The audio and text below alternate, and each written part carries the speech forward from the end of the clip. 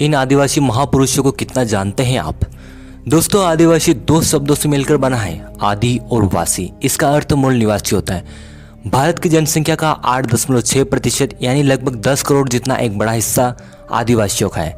आदिवासियों में ऐसे कई महापुरुष हुए जिन्होंने भारत देश को एक नई राह दिखलाई। आइए दोस्तों, आज हम भारत के आदिवासियों के 5 महापुरुषों के बारे में जानेंगे। नंबर 1, भगवान बिरसा मुंडा। आदिवासियों के भगवान कहे जाने वाले बिरसा मुंडा का जन्म 15 नवंबर 1875 के दशक में मुंडा जनजाति के पिता सुगना मुंडा और माता करमी मुंडा के घर उलिहातू गांव में हुआ। मुंडा एक जनजातीय समूह था जो छोटा नागपुर पठार झारखंड में निवास करते थे। बिरसा मुंडा ने 1 अक्टूबर 1894 को सभी मुंडा नेताओं को एकत्र कर अंग्रेजों से लगान माफ कराने के लिए आंदोलन किया। 1897 में उन्हें गिरफ्तार कर लिया गया। 1897 से 1900 के बीच मुंडाओं और अंग्रेज सिपाहियों के बीच युद्ध होते रहे। अगस्त 1897 में बिरसा और उनके 400 सिपाहियों ने तीर कमानों से लेस होकर खूंटी थाने पर धावा बोल दिया। 1898 में तांगा नदी किनारे मुंडाओं ने पहली बार अंग्रेजों को युद्ध में हरा दिया। जनवरी 1900 में डोमरी पहाड़ पर एक और संघर्ष हुआ जिसमें बहुत सी औरतें व बच्चे मारे गए। 3 फरवरी 1900 को चक्रधरपुर में जमकोपाई जंगल में बिरसा मुंडा को गिरफ्तार कर लिया गया। 9 जून 1900 को अंग्रेजों ने बिरसा मुंडा को जहर देकर मार दिया। बिरसा मुंडा का 1899 से 1900 के बीच चला उलगुलान विद्रोह बेहद चर्चित रहा। उन्हें धरती आबा व भगवान कहा गया। 15 नवंबर को बिरसा मुंडा जयंती जनजाति गौरव दिवस के रूप में मनाई जाती है। नंबर 2, तिलका मांझी। अंग्रेजों के विरुद्ध सर्वप्रथम आदिवासियों ने विद्रोह किया और उनके नेता तिलक मांझी थे। तिलका मांझी का जन्म 11 फरवरी 1750 में हुआ था। 1771 से 1784 तक उन्होंने ब्रिटिश सत्ता के विरुद्ध लंबी और कभी न समर्पण करने वाली लड़ाई लड़ी और स्थानीय महाजनों, सामंतों व अंग्रेजी शासकों के नींद उड़ाई रखी। तिलका मांझी ने 1778 ईस्वी में पहाड़ी सरदारों से मिलकर रामगढ़ कैंप पर कब्जा करने वाले अंग्रेजों को खदेड़कर कैंप को मुक्त कराया। 1784 में उन्होंने क्लीवलैंड को मार दिया।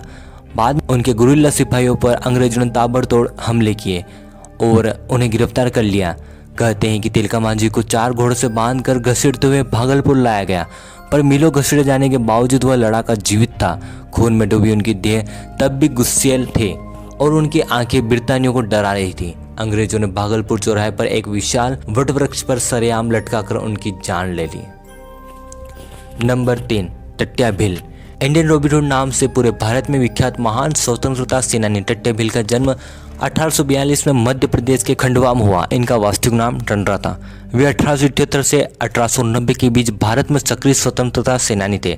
1818 में मराठा शासन के बाद सतपुड़ा के बहादुर भीलों ने अंग्रेजों के नाक में दम कर दिया। टट्या भील गुरिल्ला युद्ध नीति में पारंगत थे।